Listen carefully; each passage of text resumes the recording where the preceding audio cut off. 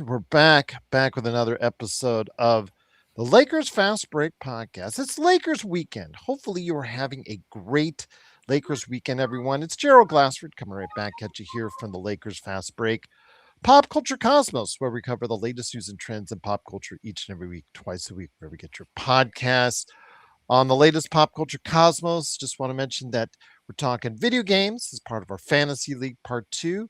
I also host the Lakers Latest, and I drop the latest episode there for the Fan Arc Network. I do their work for them as far as covering the Lakers, so hopefully you'll check me out there. It's about 15 to 30 minutes long almost every morning. Right there, drops around 8 a.m. Pacific time. Lakers Latest. So go ahead and hit me up there as well.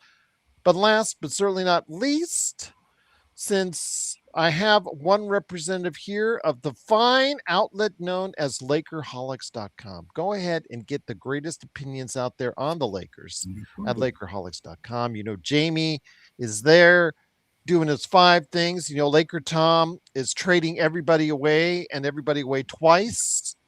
And even after the trade deadline. Yes. Laker Tom is still trading people to this day. There he is. And he's got his Coke.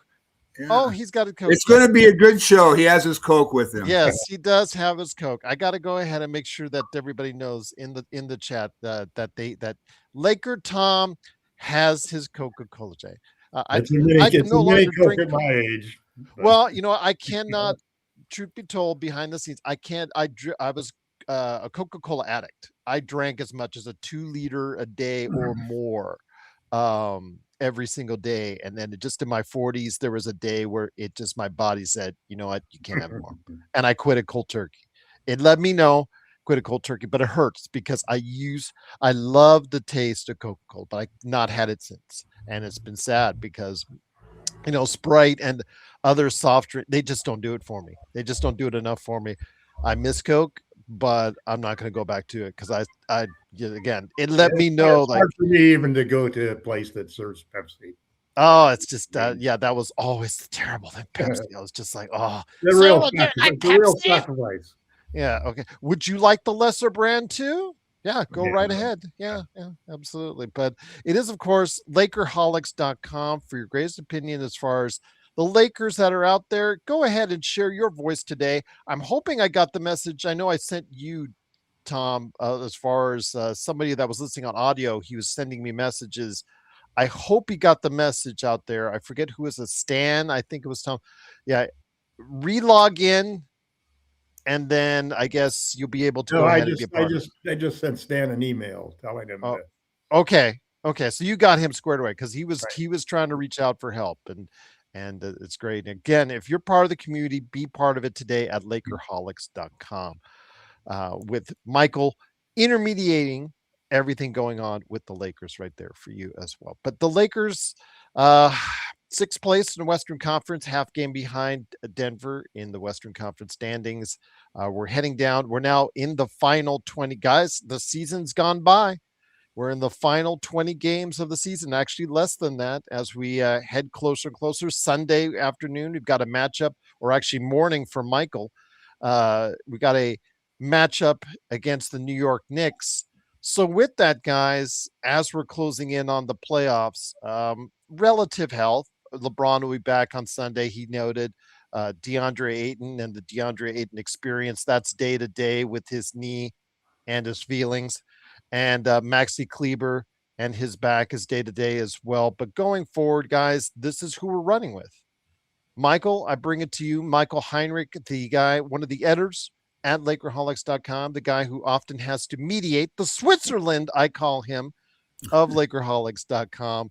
Michael, great to have you here. Aloha, my friend. Your thoughts on where the Lakers stand heading into the final 19 games of this season? Yeah, does anybody really know? I mean, one of I read the stat. I should have made a note of it, that the Big Three finally has a positive net rating. Finally, that's good news. They do need time to. It's a shame that you have to find your chemistry this late in the year, but what are you going to do? I mean, it's what it is. So I would just like to, and defense has been getting better. I took a little look.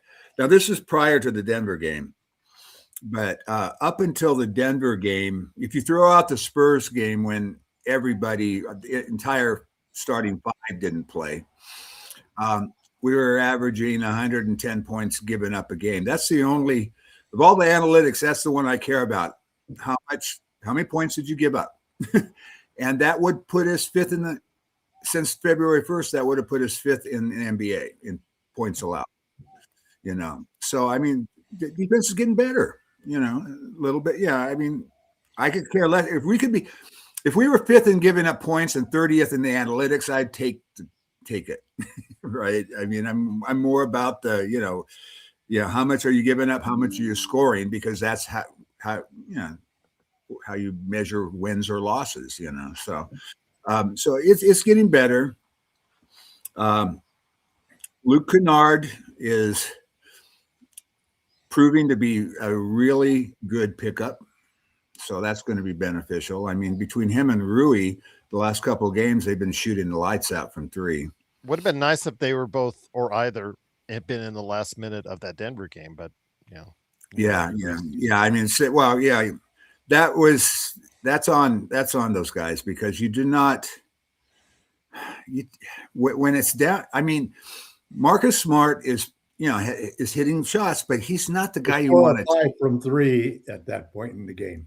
Yeah, but I know he's 3 of 6 overall for that game. But he was. Yeah, but I get what you're saying. Same. So yeah, he's 3 or 4 at that point in time in the game. We've got 3 premier bucket getters, elite bucket getters, and I would just as soon have one of them take the shot. Who knows? But Luke Kennard,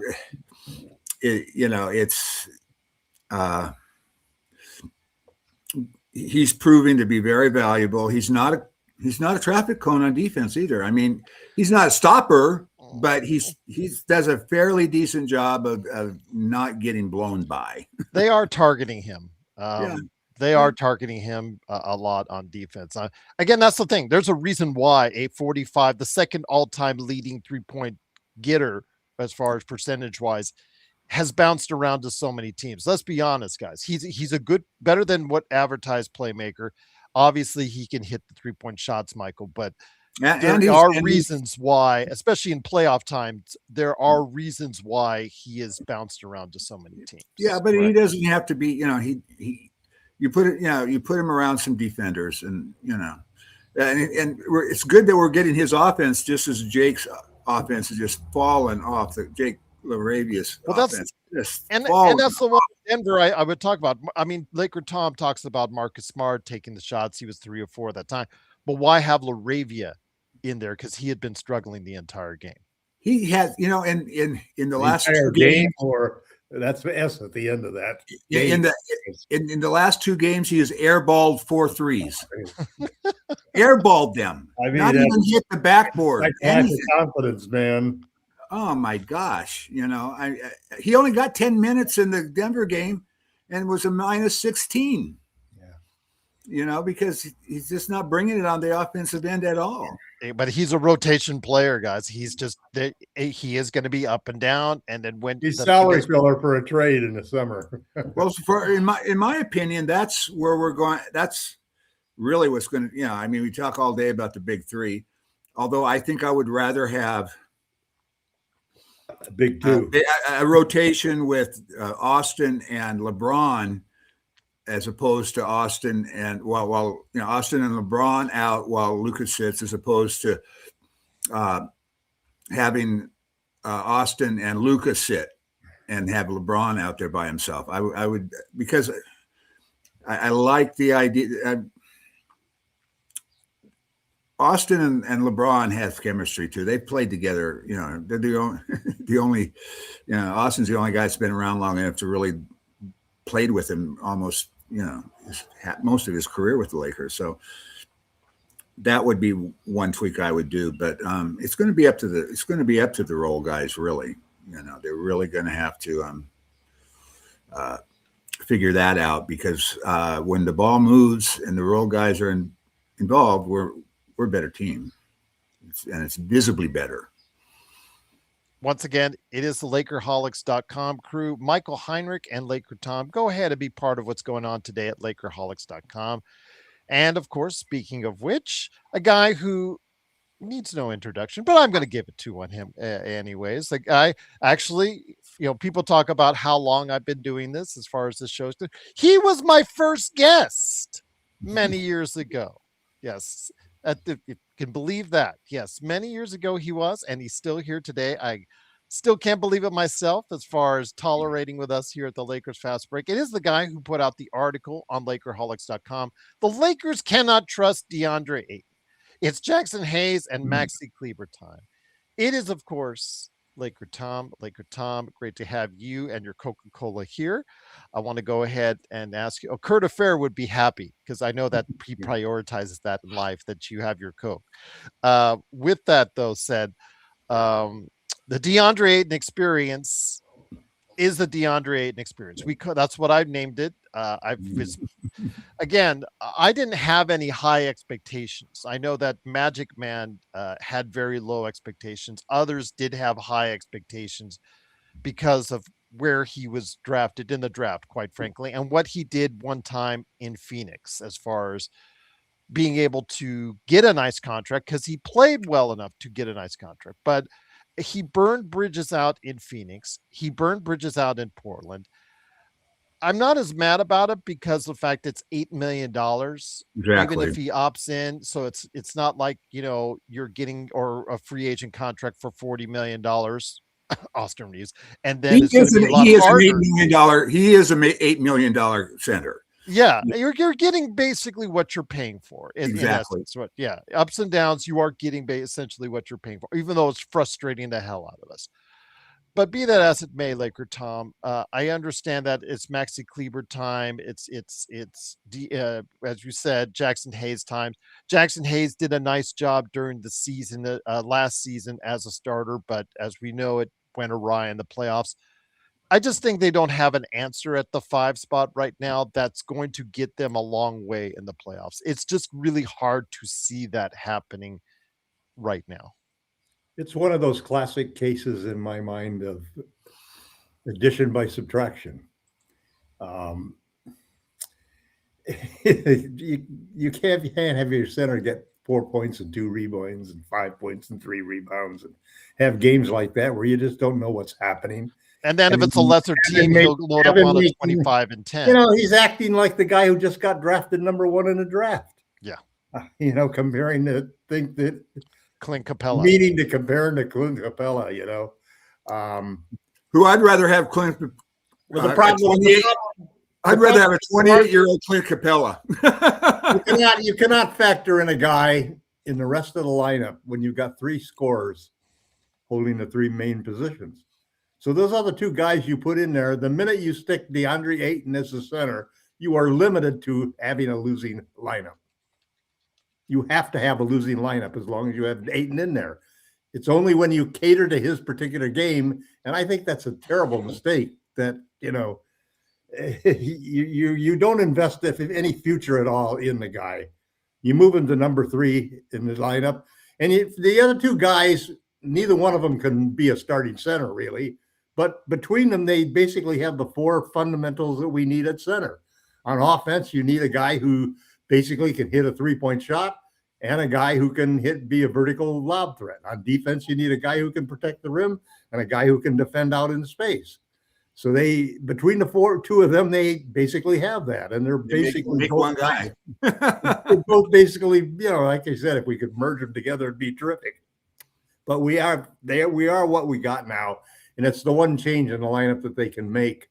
I think what's interesting about the team right now is I've been following what I call my new 4 factors, which are 4 basically goals that I have for the team to transform themselves into a real juggernaut team, to lean into the idea that your defense will get better if your offense is a juggernaut, just simply because of the nature of players will play harder because they're getting their shots on offense and so forth, as well as. But if you look at the 4 things, assists, 30 assists per game. We know that's a magic number for the Lakers. Under 10 turnovers. That's another magic number. That's the biggest one for our defense. Yep. 40 basically 3-point attempts, and make 15 of them. In the last 5 games, we are averaging 29 assists. We're averaging 37 attempts on threes. We're averaging 13 turnovers just because of that one bad game. But otherwise we've had games with 3 games with 10 turnovers. And we're hitting 16 threes a game. We've transformed ourselves into a top 5 offense and a top 5 defense in these 5 games. Now, granted, we got a couple of bad teams in there in a couple of games where we were really hot. But when you look at who's making the threes in this team, the threes are being made not only by Rui Hachimura and Luke Kennard, they're also being made by LeBron, by Luka, you go down the list, they got 5 guys shooting over 50% from 3. Now, that's probably not sustainable. But the thing is that the Lakers, the one thing that has been their most glaring vulnerability, and right now probably is the only thing that they can fix, is basically getting the guys who are hitting threes more shots at the 3. And they're doing that. This number 1 guy obviously is Luka and made threes, but number 2 is already Kennard. They've already turned him into the second highest volume 3-point maker on the team. And that's really been an effort because of, I think, the big 3 looking for him, but also JJ playing him alongside one of the big 3 all the time, and very often with the big 3. Plus, plus Austin is a better 3-point shooter than he's been the last couple of weeks. Austin has struggled, but what's interesting, when you got Kennard in the game with Austin, it basically takes a lot of defensive pressure off of Austin, simply because he's not going to be the guy targeted. Yeah, you can't keep. You have to have somebody stay at home when Luke's on the floor. Yeah. One thing about as bad as you would think. It doesn't hurt us as bad as you think. Instead of Austin being targeted, they target Luke.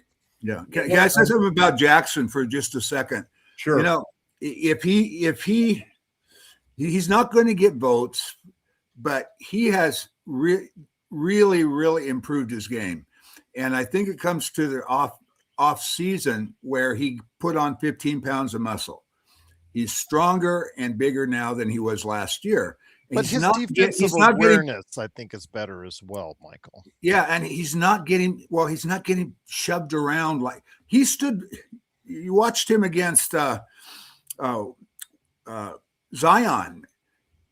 He stood his ground against Zion, and Zion is 280-pound wrecking ball. He made a dunk in the game last night that was impressed me because he hit a guy in collision and managed to just bounce off of him and still dunk the ball. Yeah, so if he could put on it, I think we have our second string center now with him. I think he's. Yeah, I do too. Yeah, I think actually with Kleber, we may have our third string center.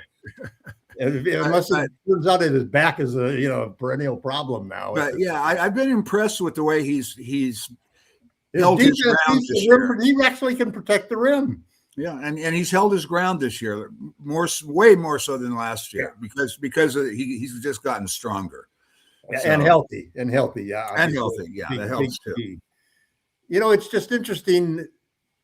The Lakers have 7 games that involve 6 of them. I guess there's 5 of them against, or 5 of the next 6 games are against teams that are playoff teams. We could very easily be a play-in team at the end of the next 6 games, or we could end up. We have a game against Denver. We have 2 games against Houston. We have a game against New York, and we have a game against one other competitor, Minnesota Timberwolves. So we've got a heck of a challenge coming right facing us right now. Iztok Franco basically made it, used the phrase that stretch. It's a lose it. It's a win it and lose it, or make it stretch for the Lakers. They're either going to come out of this as a favorite to hold on to the number 6 seed, and maybe move up to number 3 even. Or they could actually fold against all of these teams, because the only thing that's going to make the Lakers able to beat any of these other teams ahead of them in the standings at this point in time in a 7-game series is that this change in center situation of getting rid of Ayton and getting Jackson and Kleber healthy in there, and the team all of a sudden shooting really well and taking a lot more threes than they've ever taken before. That's the big thing. They're really moving to try to shoot a lot of threes. And yeah, you were putting us in a true live and die situation, but we don't have anything but a puncher's chance anyway. And this is the way that we're going to play in the future, because it's an analytics driven ownership group that's running the Lakers now. It's not Jeannie Buss and Rob Pelinka anymore. They're basically going to embrace analytics and embrace three-point shooting. They said Rob Pelinka's still making the decisions, the personnel decisions. They were clear on the record for that. I'll just leave it at that. I'm sure he has the record, then there's the back door. Yeah. I'm just telling you what the record says. I'm not saying what I believe. I'm just telling you what the record. For the record, they said and indicated. He's still the governor. Well, governor, I'm not worried about it. I'm just telling you that Rob Pelinka, according to the official word, is making the personnel decisions at this point in time. No, that's why he's hiring all of Mark Walters' guys. I didn't say that. I didn't say that walk. Would you rather Rob turn to a bunch of ex-Dodgers or their equivalents in the NBA that we hire, or turn to Kurt Rambis and Joey Buss and Jesse Buss? So far all of the hires have been for the business side, with the exception of hiring that ex-coach that is college coach. They also did some scouting, hiring, replaced a bunch of scouts, I think, too. Yeah, but it's mostly been the big news has mostly been business. Well, Michael, I'm not saying that walk from the UCLA Health Center to his car in the parking lot is more comfortable now. It's a lot less comfortable. Same thing with JJ. His walk from the practice court to his car at nights are less comfortable, because those guys are now starting feeling the heat because of all the additions that they've made in the front office. You think the big question is, will let's say that Ayton is ready to play on Sunday? He'll start. You think that JJ will? I don't think JJ will pull the trigger just yet. I think he should have, but I don't think. I think he should have, but you're probably right. Well,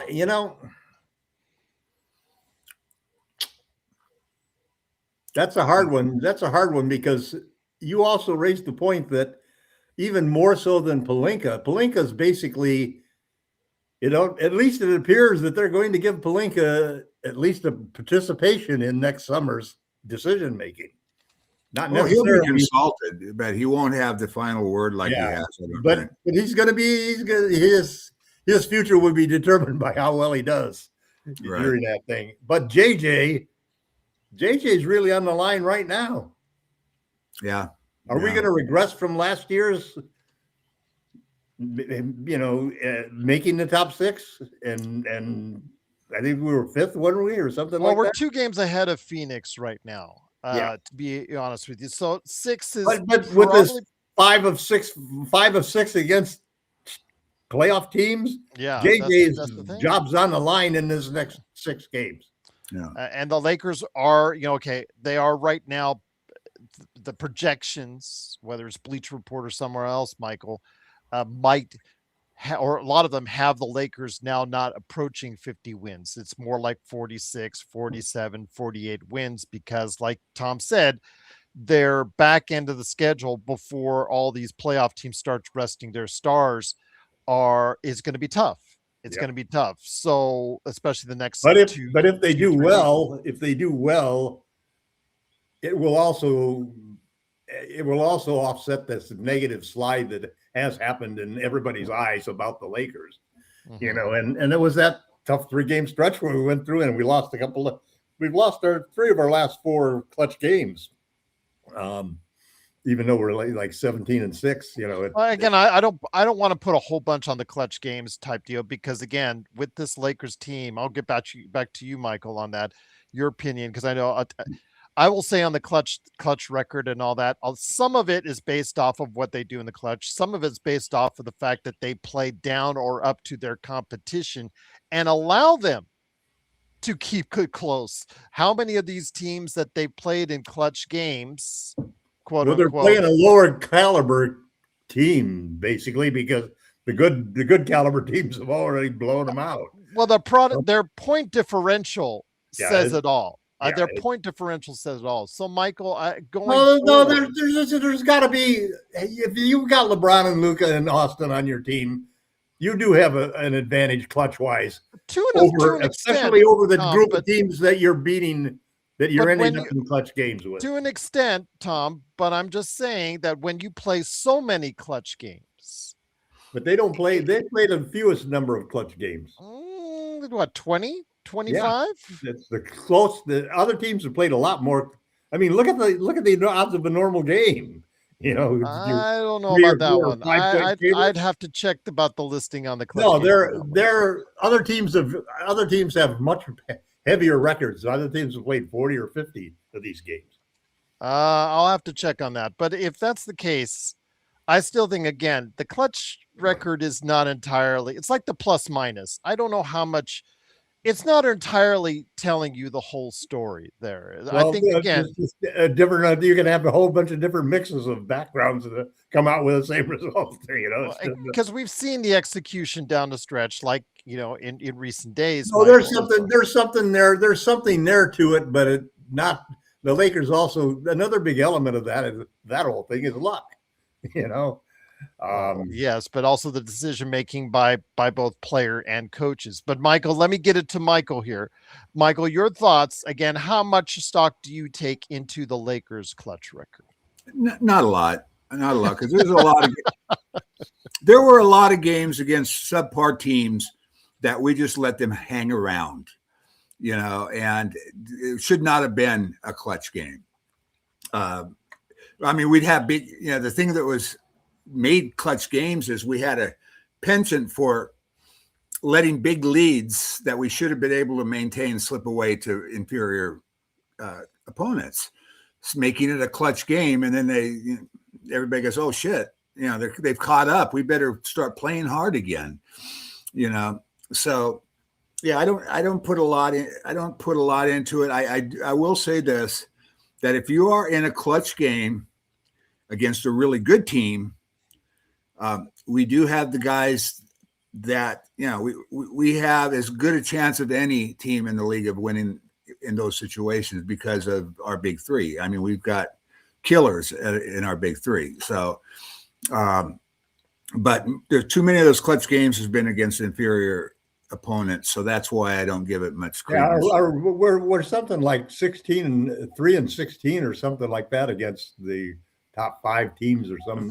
They've won 4 times against teams above above us. So, you know, that tells you that the competition in the clutch games hasn't been up to par, and that's the reason why we're so successful. We are better in the clutch, but we're not that much better in the clutch. Yeah, and there probably are teams that are better than us in the clutch. And to your, I mean, again, the Lakers do have the best clutch record in the league, and they have played, like you said, Tom. And their numbers in the fourth quarter, their numbers for playing in the fourth quarter, including their defense, are excellent. You know, I mean, it's crazy that when you compare the first quarter, second quarter, third quarter, fourth quarter, they're a great fourth quarter team. But will that translate in the playoffs? That's what I would like to know. Yeah. I mean, we had the big 3 last year. Again, they were they were at different points in the timeline. Luka needed to get in better conditioning, et cetera, So it's all going to come down to our 3-point shooting. Our only chance is that we can keep shooting like we're shooting. Michael, do you see that as sustainable as well? Well, this is why sustainable. I said our only chance. Oh, this is why I have fair enough. Yeah, this is why I have hope.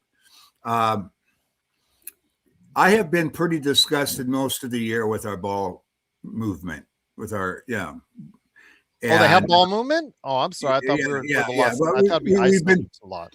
we've been moving the ball better, like Tom 29 assists in the last 5 days. And if that's been our biggest and we have, I would get so pissed off to see one of the big three taking on three guys in the paint and having Rui or Luke standing wide open with it in a passing lane area. Like even last game, Rui and Luke were left alone while everybody collapsed on Austin, and he threw up a garbage shot. But that's those three guys, the big three. The big three can't have a scoring contest. They cannot be competing to be your turn. I mean, but all three of them are very isocentric players. You must admit that. It's in their nature. But LeBron by heart is a pass first guy. LeBron's better than the other two about it, but you have to dial that down if you're going to get it. Absolutely, you can't share the ball if you guys are all taking your shots. I mean, you look at like OKC. SGA is second in scoring, slightly behind Luka, and you watch them play, and he's getting all those points within the framework of their offense, and that ball moves. With us, Luka's getting a lot of his on ISOs. I mean, he's and we need it at times. Yeah. No, I'm not saying it's a good. Three threes in a row will eat. I'm just saying, in order, if we're going to advance, we're going to have to do a better job of moving the ball than we have for most of the year. Yeah. And we have to watch, and we have to take better care of the ball than we have at times, because one of our defensive problems is we give up so many live ball turnovers. I mean, there's turnovers and there's turnovers. You miss a pass and it goes out of bounds. Oh, well. You miss a pass and a guy jumps the passing lane and has an uncontested layup. I mean, there's you could have 20 bad pass out of bounds turnovers and it's not going to hurt you so much. But we have an abundance of live ball turnovers where people just, fast break us to death. And those two things I think are going to be key for us. And the other thing is we're going to have to do a little better job on the defensive glass, because we do give up a lot of second chance points off of offensive boards. I mean, if we can clean that kind of stuff up, I don't know if we could ever I don't think we could get by OKC unless they're starting unit it's all out with injuries. But I think we could, I'm not afraid of anybody else. Well, no, maybe the Spurs too. But after that, I'm not afraid of anybody else that we might. I'm not afraid of the T-Wolves. I'm not afraid of the Nuggets, even though they seem to have our number. I'm not really that afraid of Houston, because when it comes to the playoffs, they don't have the point guard that's going to get them through the playoffs. I mean, that's something that they never replaced. And I think that's something in the playoffs. You have to have a floor general in the playoffs. So, I don't see us winning the championships this year, but like I said, the entire OKC starting five could go down with injuries. That's why we play the games. Well, SGA goes down, it's a free for all for anyone, for all those teams up the upper echelon in the league. I'll be quite frank. Jokic goes down, then that frees up a lot of teams that are underneath as far as where they can go and they can advance. But there are times like yesterday where the Lakers are just not executing well on offense. And I understand those times Luka has to step up and say, guys, okay, I'm going to take this upon myself. And because yesterday you saw, for the most part, the Lakers just didn't have it on offense. For most of their players just didn't have it yesterday. He understood that, so he put a lot of it on himself. And I understand for a lot of people that's not exactly what they want to see, but there are times when you need your star player to be your star player and get you over the hump like he did against Indiana. But the thing is, you can't do that against an OKC. You can't do that against the San Antonio. You can't do that against, some of the top teams in the Western Conference. So, Laker Tom, I bring it back to you. You know, that big three has to gel together, and they've not all season. They have not looked good, all three of them at the same time concurrently, and this has been a problem. Austin Reeves, since he's come back from his injury, has not looked like the same player that might get 35, 40, 45 million dollars from the Lakers or someone else.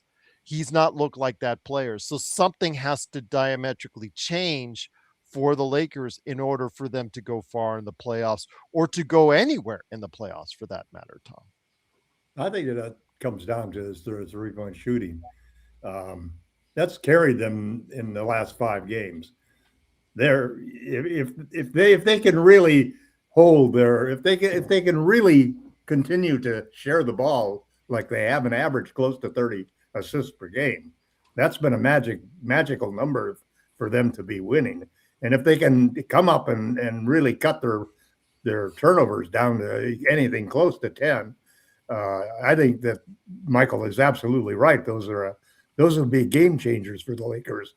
And I think the evidence that we've seen in the last 5 games, and they'll need to have that kind of performance in the next 5 games if they're going to upset the teams that they're facing. But it really comes down to their commitment to playing the game the right way. They're taking the threes. Everybody's eager to shoot the threes. Everybody's shooting well. They're getting open shots. They're running plays and using sets that are getting them those shots. They've really done a terrific job of, and it hasn't been, in addition to his defense, the other argument with Luke has been that he doesn't shoot unless he's wide open. Yeah, he's just not aggressive. He's not aggressive. He doesn't look at 3-point shots the way that Kobe Bryant looks at it or any of the big scorers. Yeah, but what he does do is if he gets runs, he's been surprising. It surprised me his ability to get into the paint and score when they run him off the three. He knows how to take advantage when guys have to overreact and come out aggressive. Yeah, he's been doing a very solid job with that. He's shooting like 68-70% in inside. Yeah, no, I've been impressed with him, and I think he's a keeper. You wish that he was great. bigger. What's interesting? I ended up with a lineup. When I got finished making my lineup thing, I made my card with my 5 starters in the first row and my 5 reserves, and I was basically bringing LeBron off the bench and moving Ayton to the bench and that whole thing, because LeBron's numbers are very good when he is the only guy playing by himself. Good luck having that conversation, Tom. Yeah. But the starting lineup, the one thing that obviously gave the Lakers finally the chance to do, they could actually start an entirely white lineup with 5 guys. It's not bad. I mean, they might be the best 5 if they had a black and white night or something like that for the entire NBA. They would have a pretty good team. They might have the best white team in the entire league. Okay. All right, whatever. I will say I just thought it was hilarious when I looked at that picture. It was like, wow. Yeah, I know. I've seen the memes as well. But Luke Kennard has done a great job. I'm not sitting here and denying it, but I hearken back, Michael, to the Memphis series with the Lakers, the one where Memphis coming in as a number 2 seed, all cocky, go ahead and poke the bear, all the 900 yards, but Luke Kennard was a player coming off the bench for them, like he is now with the Lakers. I hearken back to that because the fact is the Lakers played him off the floor, and he became irrelevant by the time that series ended. Yes, he did. How much of that is the player's fault, and how much of that is the coach's fault? Well, because I've applied that same thought to what. Aside from the fact that I do agree that Jackson has improved dramatically from last year. Mm-hmm. The simple reality is that he went from being a very effective player in the regular season to being shut down in that series. And there are ways of getting the guy open And it's not about getting him the shots, Tom. I'm saying on the other end, he is going to be targeted, Michael. I'm going to get back to you, Michael. He is going to be targeted. He is going to be targeted in the playoffs. Tom's right. The 3-point percentage for the Lakers is going to be a key in the playoffs. The thing is, if he's going to be roasted on one end, or if he's going to be targeted on one end, you have to make sure if you're going to keep him out there, you're hitting him up on the offensive end. Because if you're not, then it becomes a detriment to you. It was a detriment for Memphis, and that's why they took him off the floor. I'm hoping that will not happen with the Lakers in this year's playoffs, Michael. Yeah, well, a lot of it depends on who is he playing with. Every team has a defensive hole in their lineup for the most part. I mean, there's only a couple teams you can think of that doesn't. But it's going to be, and the way they play defense, and sometimes it drives me nuts because we get all the switches with, a 6'4" guy on a 7-footer. 280 pounds. Oh, yeah, you love that, don't you? Yeah, I just love it so much. But for the most part, our switching defense, we keep guys in. Everything's being switched, so it's harder to. When they don't have to switch, that's the irritating part, Michael. They don't always have to switch, but there are times when they absolutely don't have to switch, and that drives me nuts. They switch 1 to 4. They switch 1 to 4. They try not to switch when it involves the center. Yeah, but they do. They do. And you see it, and you see these mismatches where you've got poor Austin, trying to guard Jokic. Jokic Luka. A lot of teams don't like the small guy guarding. Well, at least with Luka, he has something in his back pocket, and he can bang. But some of these other guys, Luke. Yeah, Austin, some of these other guys that get matched up with. Remember when Gabe was with us and they'd have Gabe on one of the centers off of their switches, and you go, what the F are they doing? It would drive me nuts. Well, if you're going to double and you're going to force the guy, if you're going to force Jokic, I thought we played him. I thought we played terrific defense against him. Well, again, but you have to win the game when he has 9 turnovers. Yeah. You have to win the game when he has 9 turnovers. Doesn't matter if he has a triple-double. When he has 9 turnovers, you have 8. Yeah, well, you can't counter by having 22 turnovers yourself. Well, but you have to win. When their top player has 9 turnovers, you got to find a way to win. Yeah, we lost because of turnovers. You almost have no chance to. We lost because of 22 turnovers. You shot terribly. 18 points. We lost 18 points on the free throw line, and we missed, at my count, at least 5 layups. I mean, 5 layups and 7 free throws. But I want to bring it back to something again, like for the playoffs, because again, I like to focus on the playoffs. I don't always like to focus on the regular season because the playoffs are a different mentality. And Brian said they all play harder on the defensive end come the playoffs. To the extent that we'd like to see all the time, no, but they do always end up playing harder in the playoffs on the defensive end. All these teams do, all these players do. But Brian has a point to an extent, and now he said they all suck on defense, switching from one cone to another. How concerned are you, Laker Tom, with if you put a Kennard out there with Austin, with Luka? I mean, this is a combo with Austin and Luka. You may be committing to $90 million. One of the, worst reputations when it comes to defense right there. How concerned are you if you throw all those 3 out there? Maybe you pair them with a LeBron. Maybe you don't. That doesn't seem to be doing a magic fix either as well. Do you have concerns with the defense heading into the playoffs? Well, I think that, we are what we are. We're the number 6 team in the league. You shuffle all the numbers around and shuffle all of the eye tests that you got, and that's what we are. And I think that we have a good shot at holding on to that. Now, does that mean that we have a shot at having more than 5 or 6 games as the total record to look at when we want to see what we did in the playoffs? It's going to be awful hard to get to the second round. But one thing about the playoffs that will be to our benefit to a certain degree is the pace slows down. Yep. In the playoffs, and that will actually help us.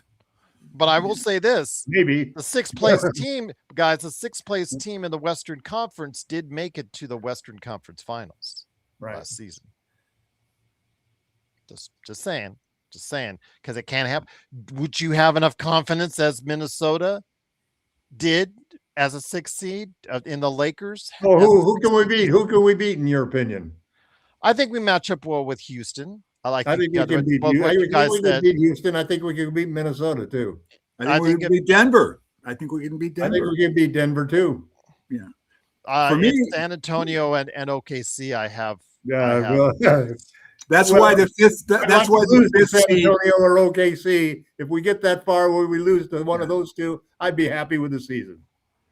Yeah. Yeah, that's why the fifth seed is much more important than just getting the sixth seed. Get the fifth seed, and you avoid the top two. I'm still dreaming that we shoot the hell out of the lights out the rest of the year, and we win the third seed. We win 52 games. And for Denver, you're right, King Coreupt. I mean, again, they're dependent on one individual, and it's not always Jokic. Gordon makes that team click.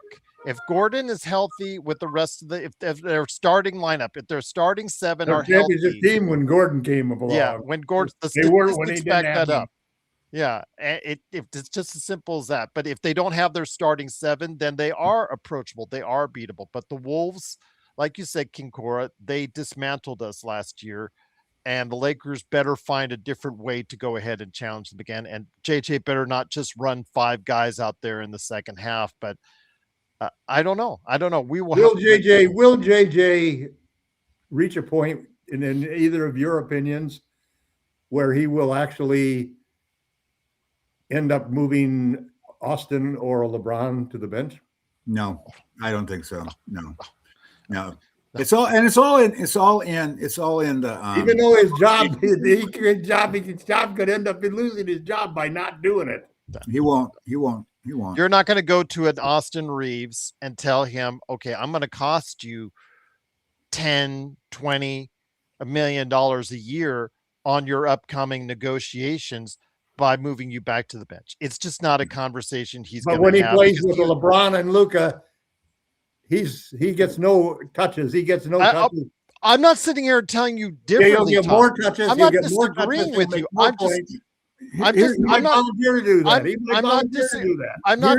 the deal, though. I mean, there's this thing called rotations, and you're only two of them all the time. Two of them, LeBron, 48 minutes of the game. Two of those. Yeah, LeBron only plays the first 5 or 6 minutes of the first quarter. It's not like he's playing the whole first quarter. I'm not disagreeing with you, Tom. I understand what. If it was not named Austin Reeves and LeBron James, I understand you. I understand why you were probably right too. But you got to have common sense in these situations. It's the Lakers. B, it's an image thing. C, he was a player as well, and understanding that Austin Reeves. He wasn't hired by Mark Walter. Well, again, he might be fired by Mark Walter. Mark Walter is going to have the new general manager to replace. And I'm not saying you shouldn't have that conversation. I'm just saying that they won't have that conversation with Reeves or LeBron to go. What if Reeves or LeBron volunteered to do that? Well, Reeves' best position on a championship team, I will still say, and Joe Sorrell has said this as well, is as a 6th man on a championship team, in our opinion, and that has not changed. But that's not going to happen. You're going to pay him $35, $40, $45 million. You cannot have him coming off the bench. The highest paid reserve, Michael, I think, is Naz Reid, and he is at 25-ish, I think. And people in Minnesota are complaining about him. So I think he makes 30. Does he? I'll have to check. Let me check on that. But again, it's easy for us to say to have these conversations. Yeah. It's not as easy to actually have these conversations in real life. Well, yeah, to ask the GOAT to go to the bench. And what could be last half of the if they really want to resign him, they're not going to put him on. Well, they don't really want to resign him. That's the whole point, though. They don't want to resign Reeves. They want to resign Reeves. Yeah, they want to keep Reeves. Well, they're not going to let him walk for nothing. Oh, that's a future heavy conversation, because I've already had this conversation with people all over the world on Austin Reeves. The Lakers might not want to tie up that much money in Austin Reeves. Yeah, that's another conversation for another day, because I've had this conversation with people all around the world. Here's another part of the conversation, though. Here's another part of that conversation. Yeah, we don't want to sign him for all that. How much money can he get elsewhere? With no cap space. He get the minimum wage, but he can go to Cleveland. He can finish up in Cleveland, where his hometown. There are 2-3 teams, Michael, that can spend, and also if they move assets, they can spend more. Again, if they feel they have how many of those are contenders? They're going to be teams like the Lakers in the schmas of mid. Well, I'm talking about other teams to snatch Austin. Will a rebuilding team want a 27, 28-year-old player? Would he want to go to a rebuilding team? Well, if let's say a Miami, which has been rumored as a team that might be, they can make the cap space, though. They can make they might have it now, but they can make a trade or two if they feel they have a realistic shot. Plus, if the Lakers are saying it's too rich for us to sign it for that, they could be accommodating on a sign and trade as well. We always forget that option, that there are sign and trades that are made when you want to tack on another year for your guy that you want to go after. And if the price becomes too rich for the Lakers for Austin Reeves, they may ask to say, you know what, we'll give you the chance, an opportunity to have him sign for another year with you guys if you give us assets in return. Well, my whole point is he's not a max player. Nobody's going to give him max money. If the Lakers aren't either. We don't know that for sure. I mean, if you knew, everybody that's told me in the past couple days, and Trayvon, you want to have, if you're the Lakers, though, if you're the Lakers and they're thinking long term, is Austin Reeves good enough to be the second best player on this team? I'm going to tell you right now, if I'm his representative, I don't know about that. If he's the second best player on a championship team, I don't think that's a championship team. As a commentator, I'm saying no. But as a representative, Austin Reeves, I'm going in there to get every single dollar from the Lakers, whoever is in that negotiating room. He'll give up a lot to stay with the Lakers. He'll give up a lot to stay with the Lakers, and he'd be smart to do so. Yeah. I mean, and people think they've already know the number that he's going to sign for. If you know the number he's going to sign for, can you please tell me the California Lotto numbers, please, for next week? I would like to know, because we'll share the money. They're not the same thing. That's a much harder situation. But you don't know for sure if he's going to sign for 30, 35, 40. But no, he wants to stay with the Lakers. He's going to sign for whatever the Lakers were willing to give him. Kyrie Irving said he wanted to stay with Celtics for life. See how that worked? Did you see how that worked? But they're not gonna overpay him. Well, I would hope they're not going to overpay him, but this is Rob Pelinka we're talking about, so we don't know that for sure. No, it's not Rob Pelinka that we're talking about. Okay, you say that, but then again, they tell you on the surface that he is making the personnel decisions. Politicians tell us all this stuff on the record. Okay. Well, I'm just you can buy a lot of bridges. You guys seem to have so much confidence. I do not have full confidence like you guys that he is not still trying to do his best to run the Lakers into the ground. And I'll just leave it at that. But it is, of course, Lakerholics.com. When are they going to fire Kurt and Linda, man? I mean, I think they already did. They bought them out. Needs to go. It just needed to clean house. They just needed this piece by piece with the Dodgers organization. It's fine. It's good. Just clean sweep it at the end of the season. Just clean the Ramby, Rob, JJ, the whole thing. Just wipe clean and get the people who you want in there. Don't be nice about it. It's a business. You just valuated at $10 billion. You don't need to be nice. You need to win games. You're already jacking up the price of next season's tickets by a lot of money. You need to give those people that are paying for those seats next season their money's worth. And if it means letting go of the Ramby and Rob. I think they fine. already have. I think Yeah. they already have. Well, I hope so. They already got their They golden got their parachute. buyout Mike. already. They already got their They got their 32 golden million. parachutes. yeah. They do. They got their Kobe money, and they're gone, and they're going to be Platinum fine. parachutes, man. Yeah, I mean, 8 or 24 million, I don't care. Just give me something. That would have been nice if I could have gotten the Kobe offering on that. So I'll just say that. But But Palinka did not get any money in that whole deal. It's interesting. no, he did. He did. Yeah, he did. He did. Did he? He did. I've searched that. I've searched that, and I've searched AI, and I have not gotten any confirmation. That's why you don't trust AI. He did. He did. Well, what do you say he did? Because the ESPN article says it. You have to read the ESPN article from Baxter Holmes, and it says clearly that he did. The Ramby, Rob Pelinka, the former business. The guy just retired. Yeah, and the CFO all got their Kobe bonuses, 8 or 24. I don't know which one's got 8. I don't know which got 24, but it clearly says that in the article. Don't always trust AI. So Baxter Holmes is who I should look for? Baxter Holmes. He's the guy who dropped the article in the first place, Tom. AI is not your friend. I'll just say that. Although it does make nice JPEGs. I will say that, you guys. I do AI thumbnails every now and then. Well, it told me what was wrong with my car, and it was right. Well, there you go. There you go. All right.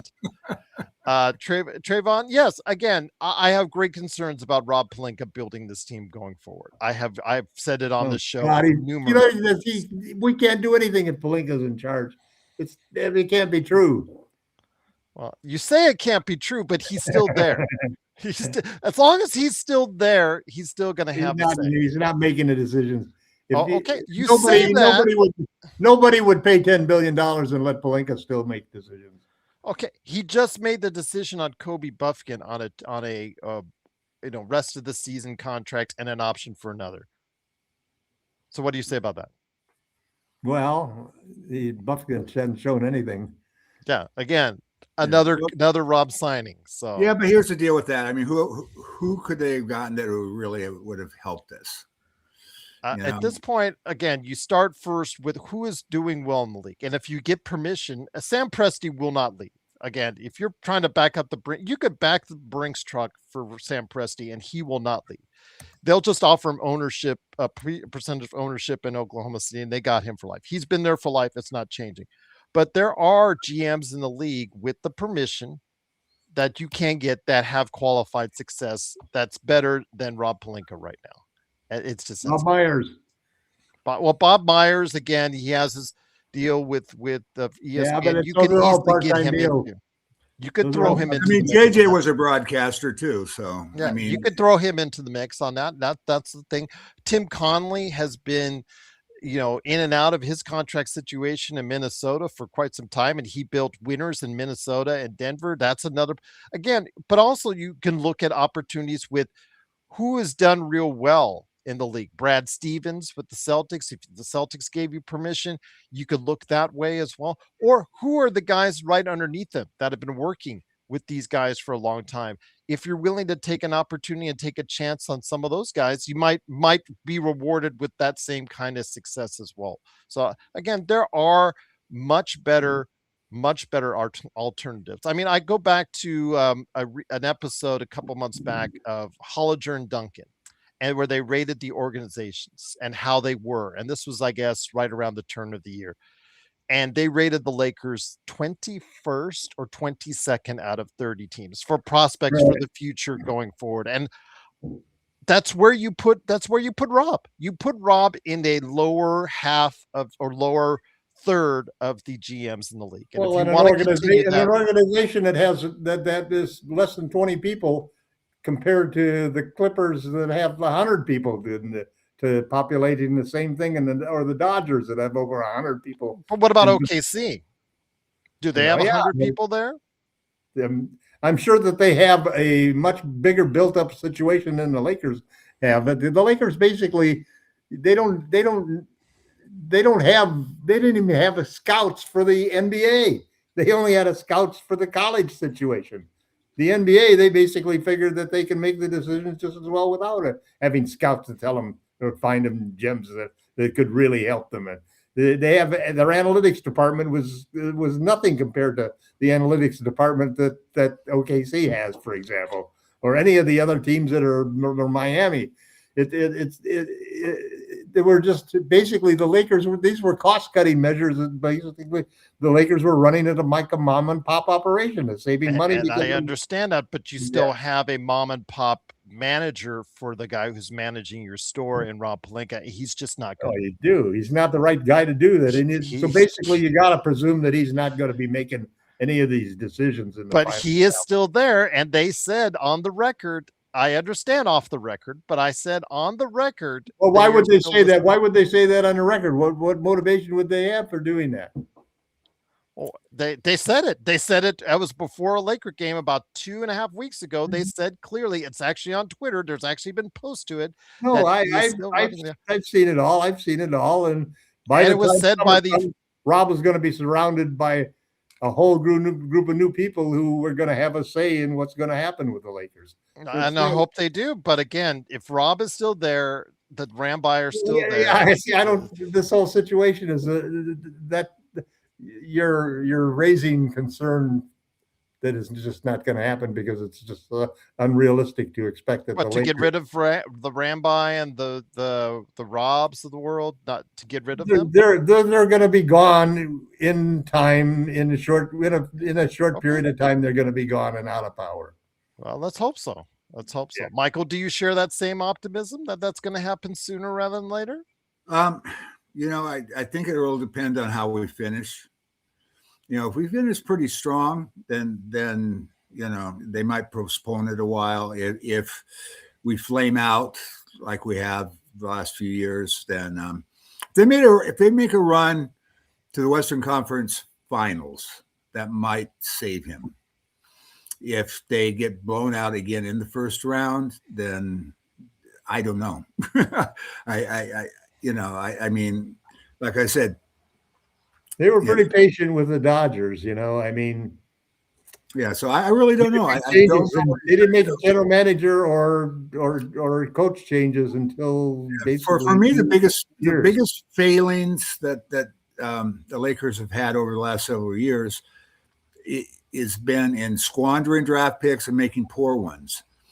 And because you look at a lot of these teams, look at Denver. 3 of their 5 starters are homegrown. Their bench is homegrown for the most part. You look at OKC, a couple of free agents, mostly homegrown. You look at the Lakers have just, either squandered draft picks. AD, they paid too much in draft picks for him because Boston had fallen out of the bidding war and they were bidding against himself essentially. Well, we got a title out of that. I'm not going to sit here and argue. No. But I'm just saying the squandering of, and then, Hood Shapino was we had enough picks after the AD deal, but we just did. Michael's right. We just screwed them up one after another. Yeah. From Connect down to Hood Shapino was a huge mistake. Shapino was a waste. We could have had Lowry and we could have had a championship that year. That was just the saddest. There's just a whole bunch of, a whole bunch one after of another mistakes there. Austin's throwing. Except for the end of our bench, Austin is the only contributor that we got as a rookie, and we didn't draft him. Before we get you guys' closing statements, I just want to go ahead and touch on something that King Cora said, because Presti, he said, is good for a tanking team that he can rebuild. I agree with that to a point. Yes, he is good for a tanking team that can rebuild, but he has built teams that have gone to the finals on multiple occasions, because we've got to remember that he also built the team that with Harden, Durant, Westbrook, that got to a finals as well. It's not just about rebuilding the team from scratch and getting to the competitive. What happens when you build them, or who you got to give credit to the guy when he builds a team, it gets to the point where it's competitive and it gets it to a step higher to a championship level as well. So he also should get credit for building a team and finding the pieces once they get back to a competitive point to get them over the hump and to get them a championship title as well. It's not just he can rebuild teams. He can actually do something once that team is rebuilt, Michael. I think the biggest thing with him is has been management, because they would not spend the money on the vets when the Durant teams would not spend the money on the vets to make them into to take them to a championship level. Instead, they the Harden, that may have not been his choice though at that time. It may have been a financial decision. No, I'm talking. That's why I said it's management, not him.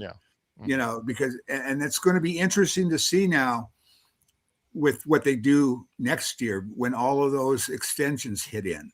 Because right now, Spot Track has them as the most expensive team next year. Yeah. So they're going to be a market. They're going to be a market in and of themselves. Cast-offs from OKC that everybody is going to be wanting. The guys that they just aren't willing to pay.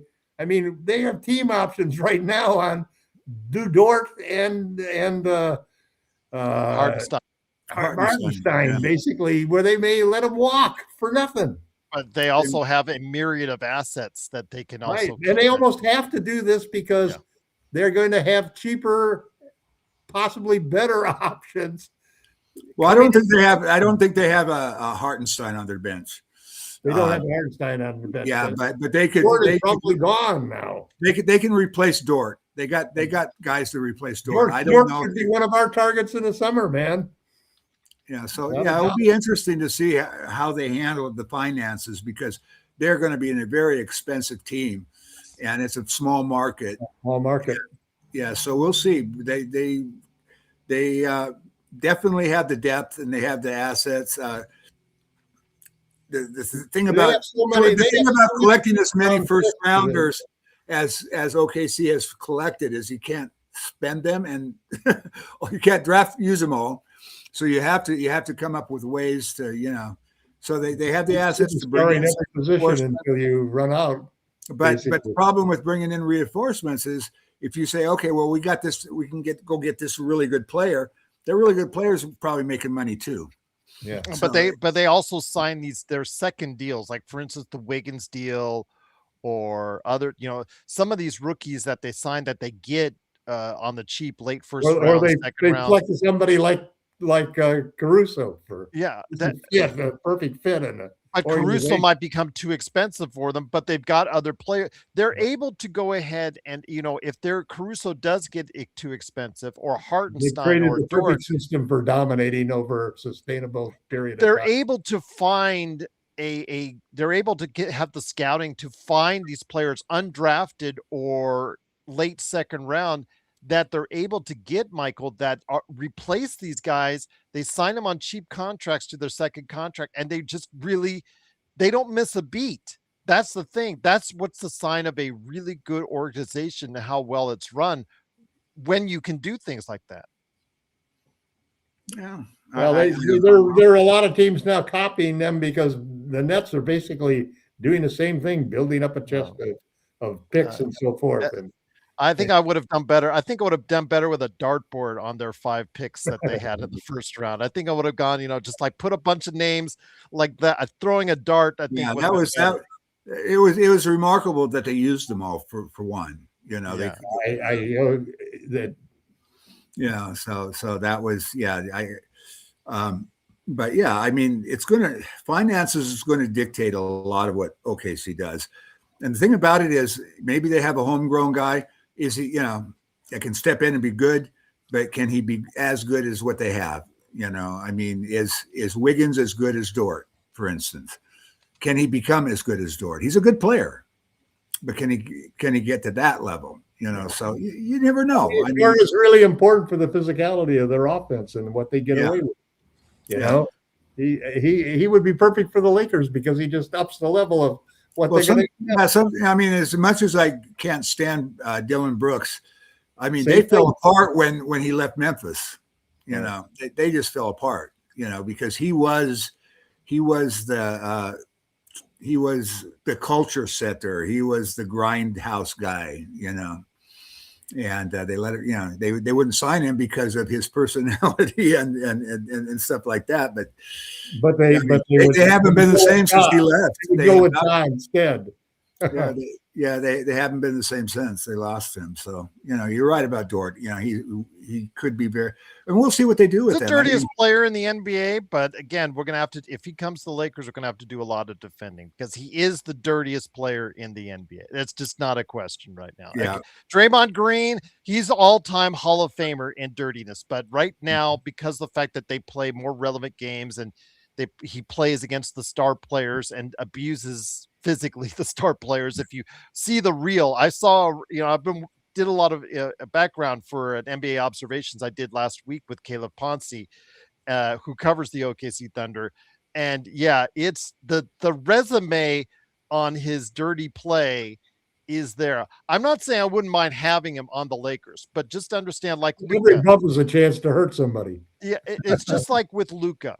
It's just like with Luka. Luka, when you get him, he's going to do certain things. He's going to argue with the refs. Defense will be his question, et cetera, et cetera.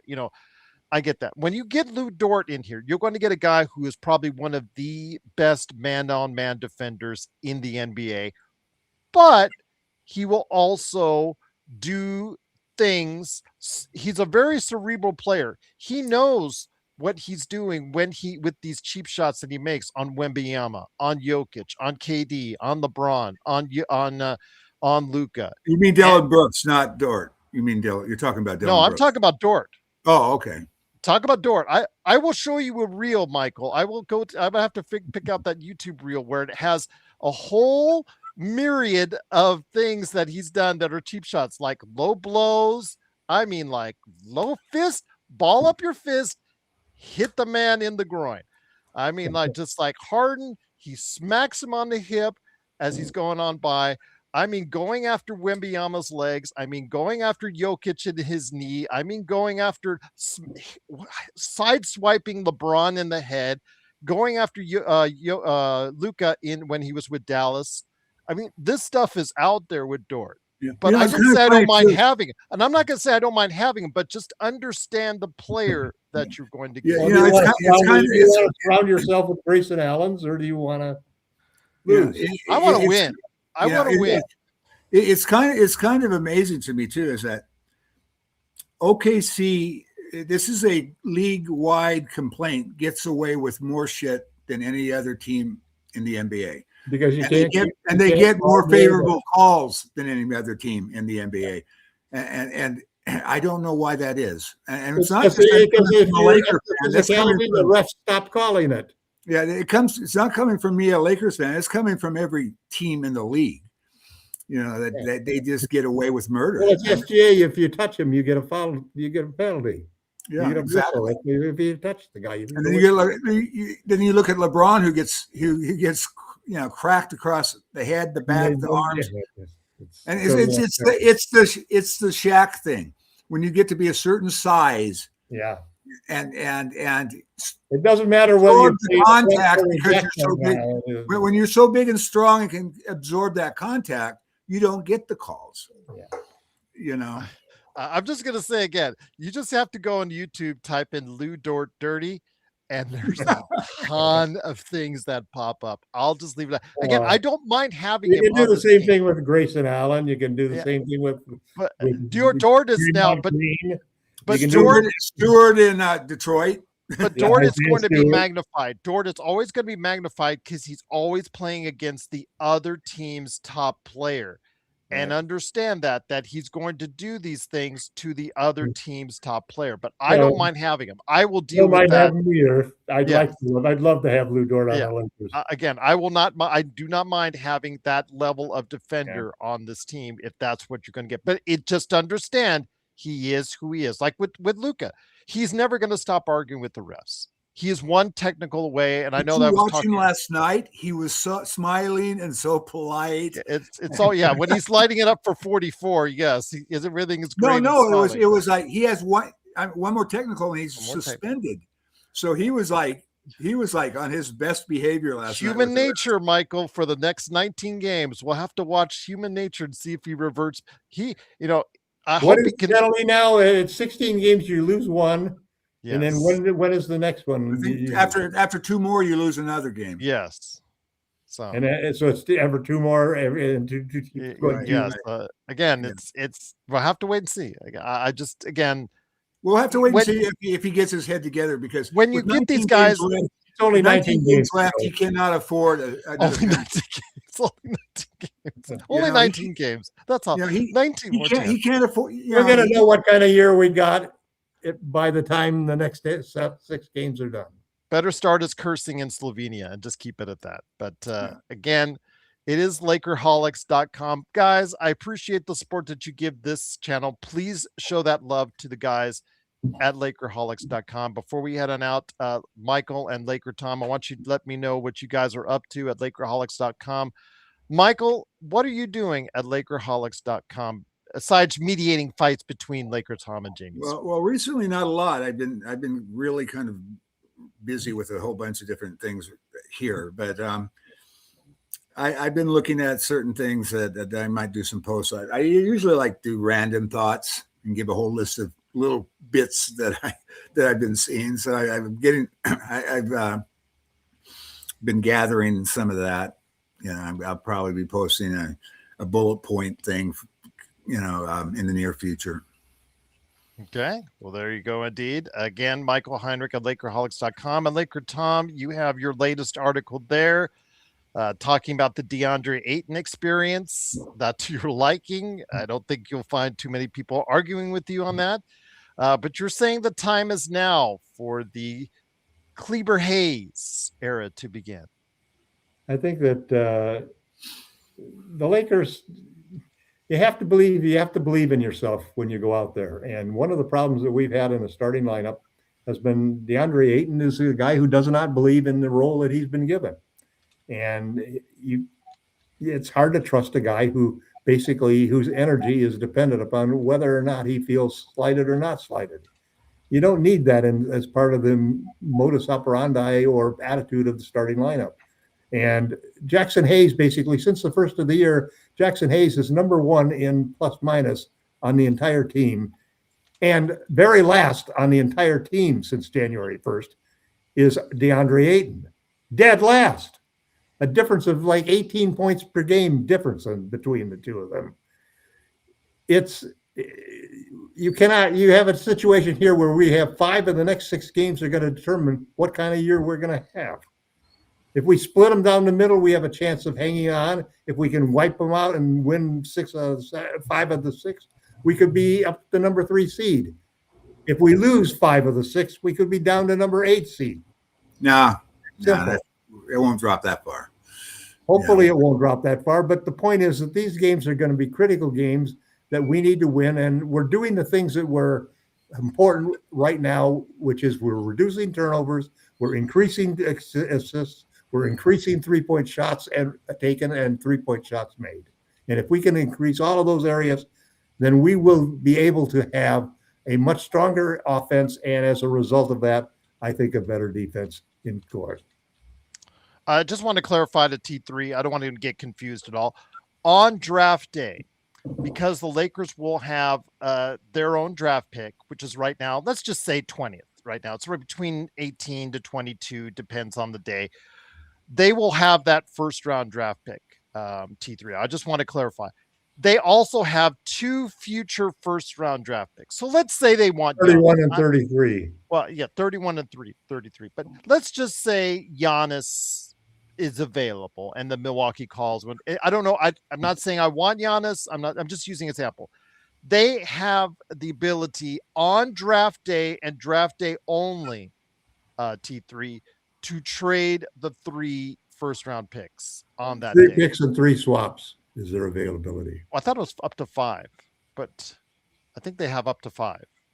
They have 5 swaps, but again, they won't trade 5 swaps, but they would have like you would say 2 or 3 that they would do in a trade. But I'm just saying they have the ability to trade up to 3 first round picks on draft day. Now they have to draft that player, but let's say they make a trade with Milwaukee on that day, on that draft day.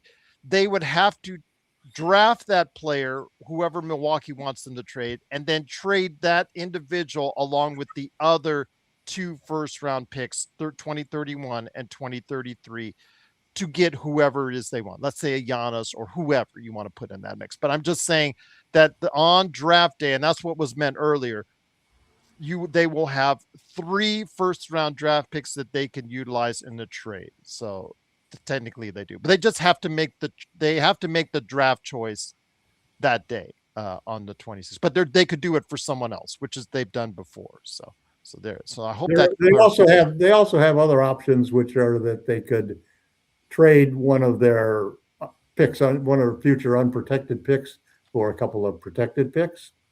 And then also, too, the thing to realize is that when you protect a pick, for example, if we trade a pick that's lottery protected, for example, then you're still left with being able to trade the 1 to the 17 of that pick to another. And this year's draft is supposed to be historically deep. Yeah. Right. Yeah. And interestingly, that's one of the problems, too, is that you have 5 years. We're going out to 33 at this draft, which means that you can't, all of this talk about eliminating the draft or changing the rules of the draft is going to be very difficult to do because you're going to have to wait till 34 in order to make any changes. T3, I hope that clarified any confusion on the 3 draft choices that the Lakers will get or have on draft day, because they have the ability to trade 3 firsts as far as that's concerned. But I did want to mention something Chris said. Rui could be valued. Reeves, Hayes, Vando, etc. Shoot even Ayton Smart, someone might want. I'm going to say this. Rui is a unrestricted free agent. Reeves can opt out of his contract, most likely will, and become a free agent. Hayes will be an unrestricted free agent. Vando is Vando.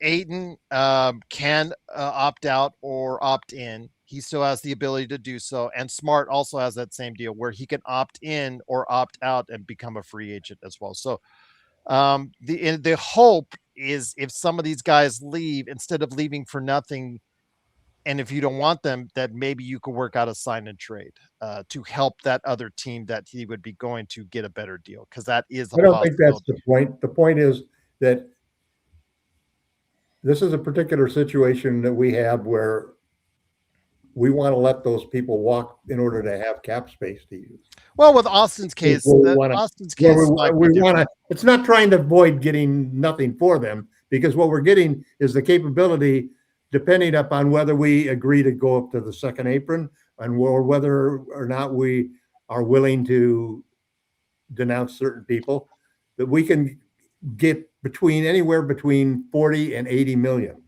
Depends on who we sign. Like, it's, for instance, the best prospects for the Lakers are all mostly restricted guys. Yes, so if we do a sign and trade with them, we're capped at the first apron. We can't go to the second apron.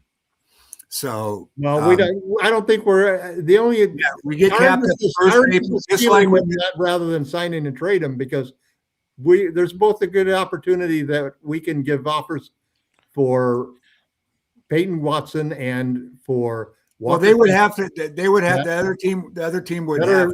The other team is not willing to match up. If the other team is not willing to match up, that's the point. But if you're looking to sign and trade one of those guys, anybody we sign and trade for, sign and trade is the compromise that you make after that situation. That if they'll try on an extra, to make it off sign and trade because they don't want to lose them for nothing. Or Austin, in Austin's case, let's just say Austin gets a deal from whoever, Brooklyn, let's just say, Tom, and they're only allowed to sign him for up to 4 years, 180, while the Lakers can sign him to a 5-year, 241 max deal, up to 241 million.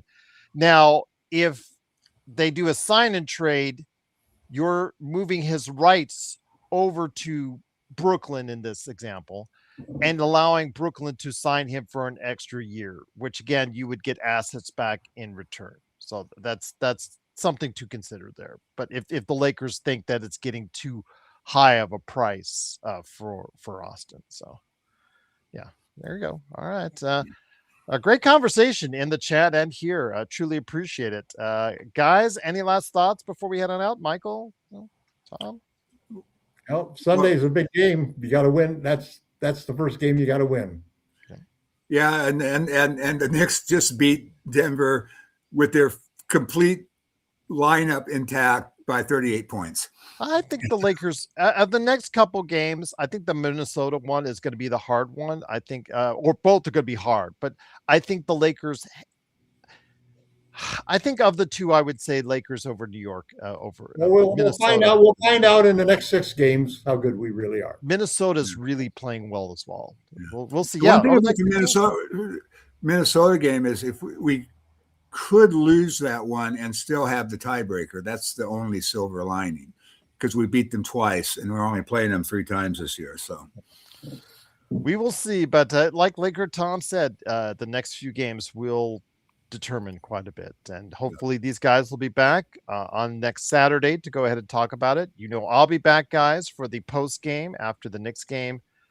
Truly, Chris says, I think most people's predictions were correct. This is a 4-6. Yeah, that's where you take a look, Chris, on our notes section. You have to scroll down really far, but I still left it there.